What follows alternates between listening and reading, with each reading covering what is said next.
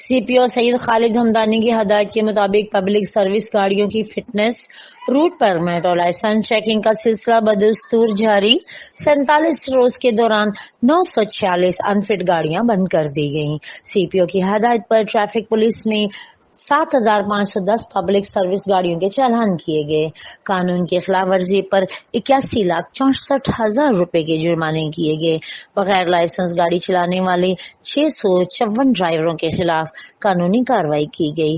غفلت کے مرتکب 27 ڈرائیوروں کے لائسنس منسوخ کیے گئے۔ پبلک سروس گاڑیوں کے ڈرائیوروں مالکان کے خلاف 47 مقدمات بھی درج کیے گئے۔ مزید ترجمان سی پی او کا کہنا تھا کہ غفلت و کوتاہی کے مرتکب گاڑیوں کے مالکان اور اڈہ مینیجرز کے خلاف بھی کارروائی ہوگی۔ شہریوں کی زندگی کو خطرے میں ڈالنے والوں سے اچھی طرح سے نمٹا جائے گا۔